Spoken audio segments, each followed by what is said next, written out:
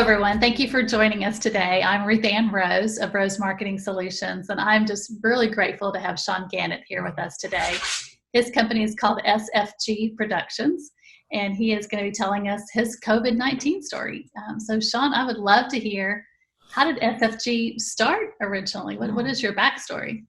Oh, yeah. What an awesome question. Well, first of all, Ruth, thank you so much for inviting me to chat about this. I love talking about the business, and it's been really great getting to know you too. So SFG Productions started a little over a decade ago. We are a live event production business and a video production business. And prior to starting this live event part of my life, I was a filmmaker. So I was working on Hollywood movies and producing films and directing films. And I produced a short film.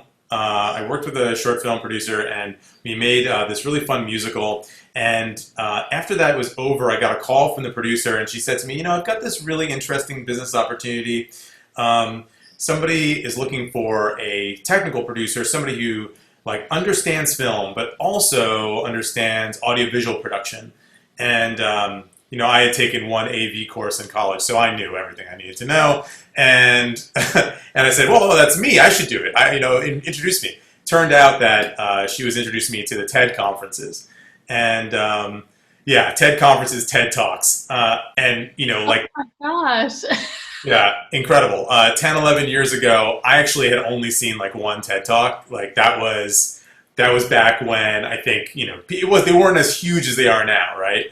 And I interviewed for this job for the TED Prize, which is this beautiful gift that they gave away yearly, where they award somebody a wish that will help change the world. And the wish was to Dr. Sylvia Earle, the Queen of the Deep, a historic and famous deep sea diver and ocean conservationist.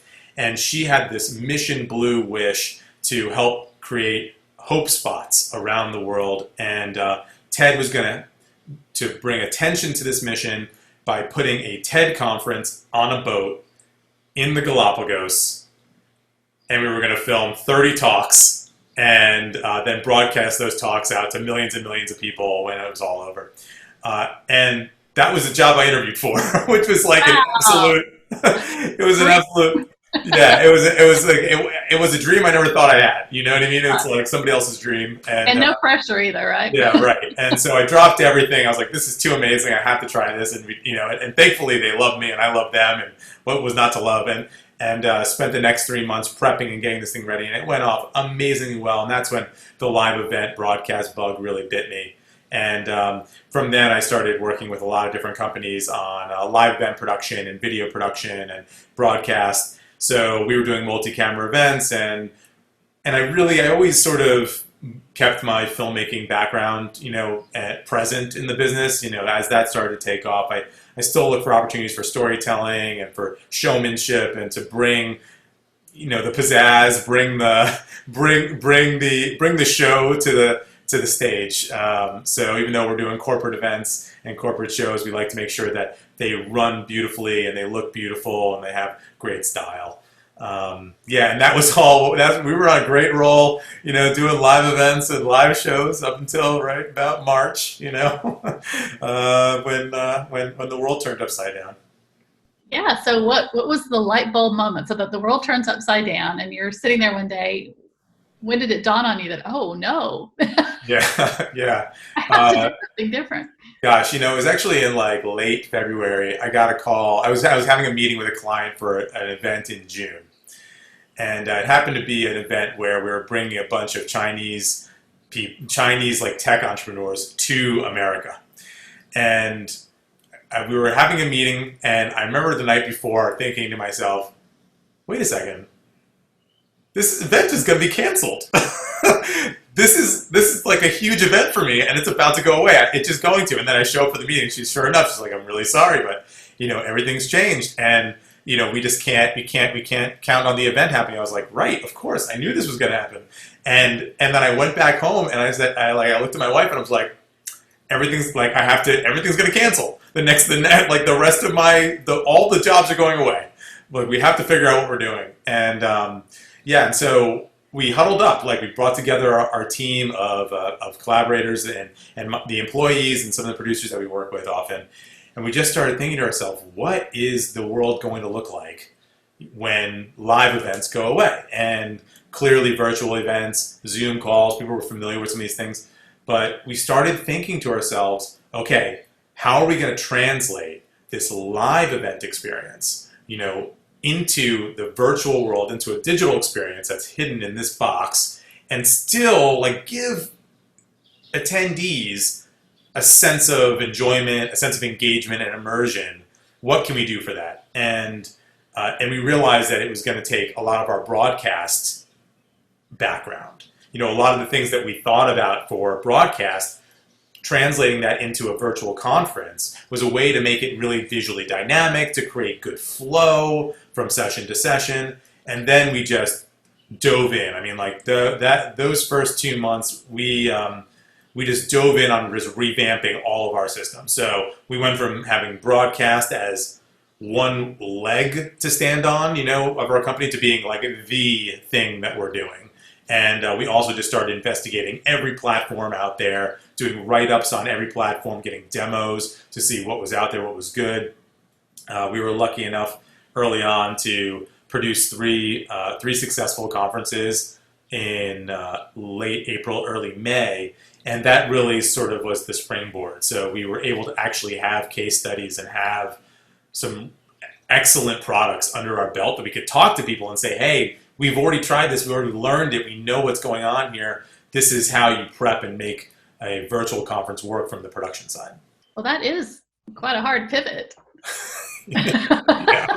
Yeah. I mean, I'm just thankful that we had some background in it. We weren't reinventing the wheel like that. Like I had produced programming for television. I'd written for a lot of live broadcasts, and so I had a sense of how to do this. Right. And then it became a two phases. Like internally, how do we shore up our systems and make sure that they are really, really efficient, so when these projects come in, they can have that same factory line of process for our clients. And then also, how do I talk to my clients about this?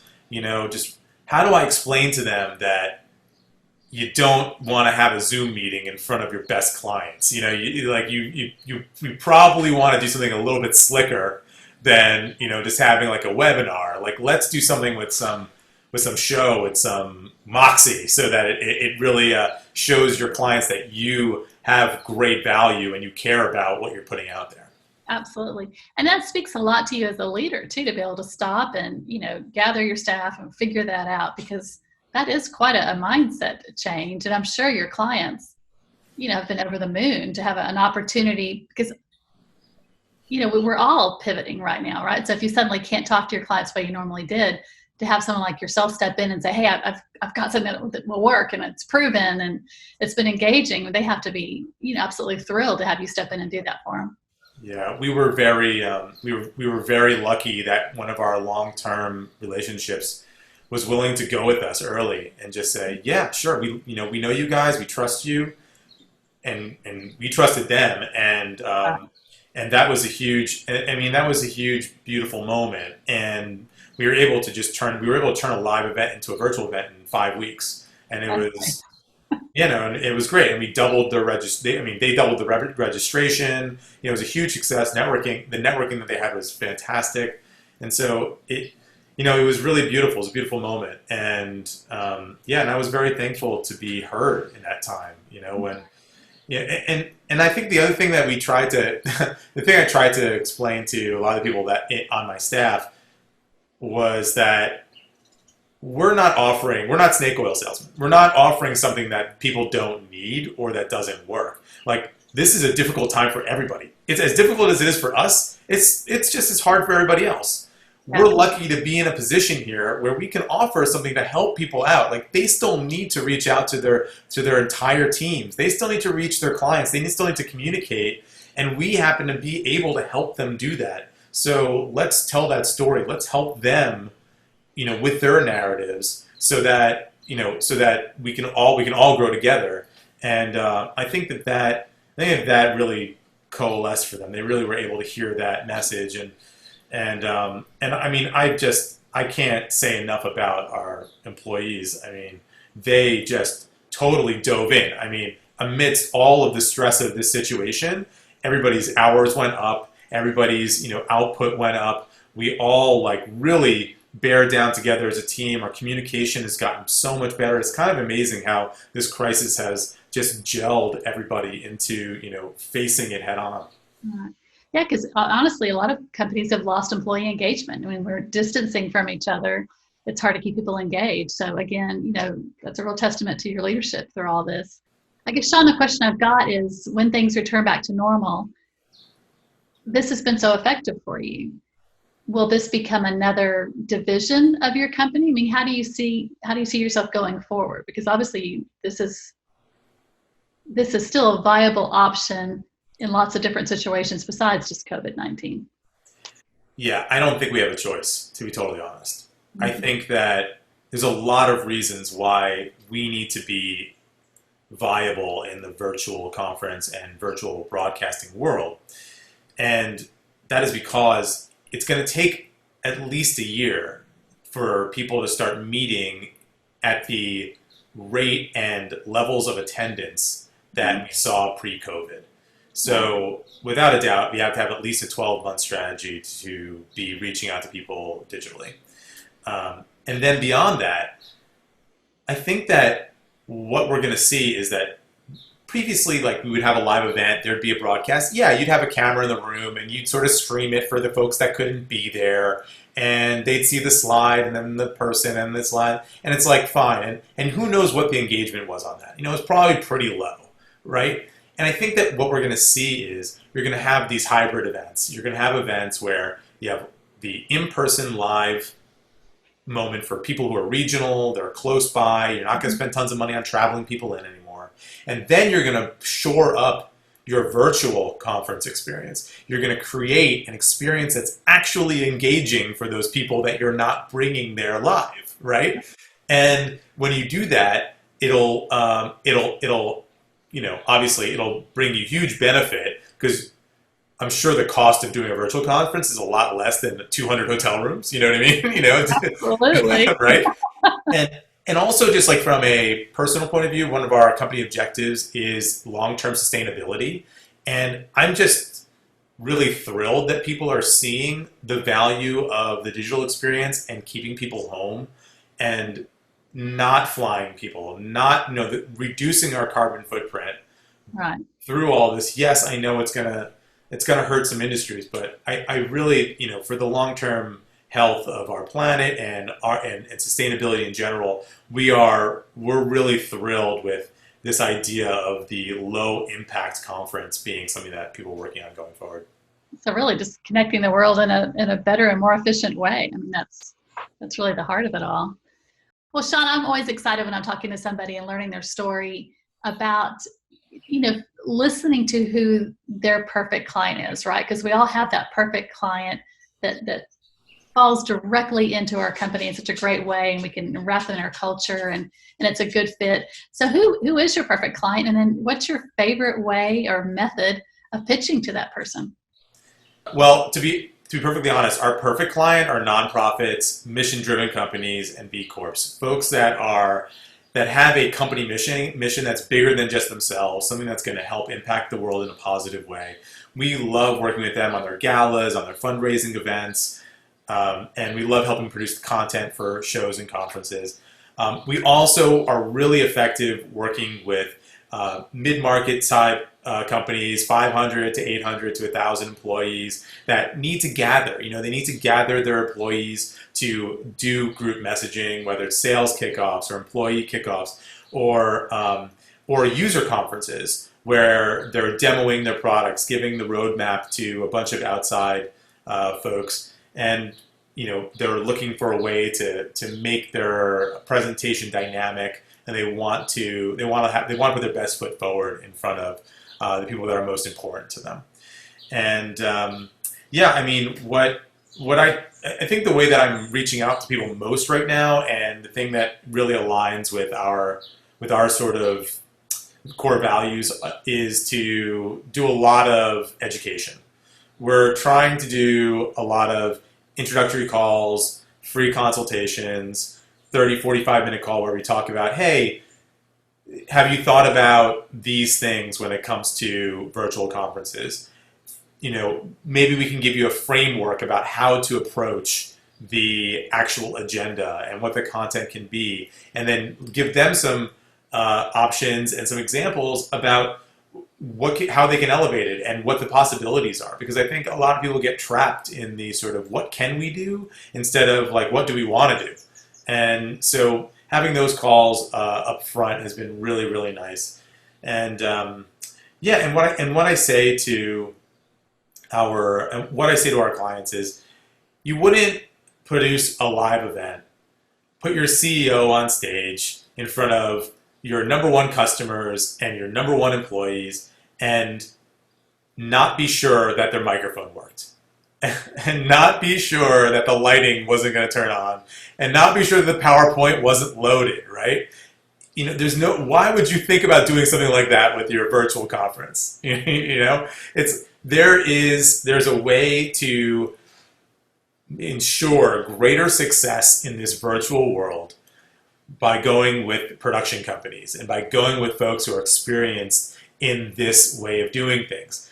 There are best practices in place for this. It's not just turning on your video conference software and then, hold on a second while I share my screen. Oh, I forgot to unmute. That's not the look you want, right?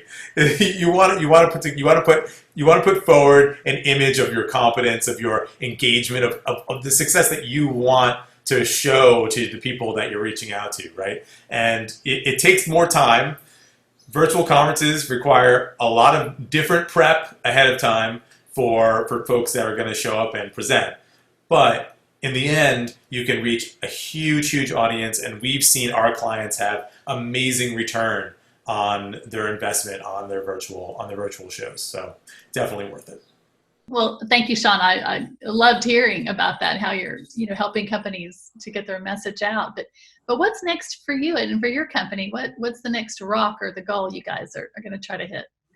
Yeah, we're really going to be doing a lot of outreach over the next couple of months, just in the education, in sort of like the pushing out white papers, pushing out best practices. We're going to do an educational event at the end of June, which is going to be, I think, a really excellent way to connect with meeting planners and to just sort of let them in, sort of pull the curtain back and show them the processes that they have to be ready for when they're starting to engage in the virtual world from production. So really, education and transparency are the big things that we want to work on and that we want to help, others with over the next couple months.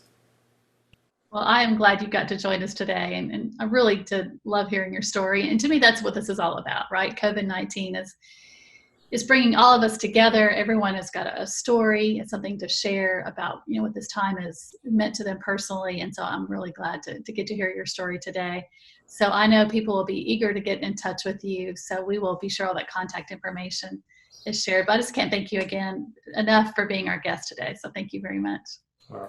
It was my absolute pleasure, Ruth, and yes, and thank you for hosting this series. And I just want to say that we're very lucky. I consider myself lucky, despite how stressed out we were during these first few times. We're very lucky. We were healthy. My team was healthy, and that was first and foremost on our minds. And for folks that are having a hard time and having a hard time transitioning, our heart goes out to you, and we hope that you're finding resources. And I appreciate, this forum as a way to sort of share some success and share some things as hopefully some inspiration, hopefully some levity in a moment that is really difficult for a lot of people. And just saying my best to everybody who's affected by this. And many thanks again for this platform. And I share the sentiments. I mean, there's so many hard things we could have discussed today. So it was, I just, again, appreciate your time. So thank you so much. And we will be back on board with some more stories later. But again, thank you, Sean, and I appreciate your time. So thank you.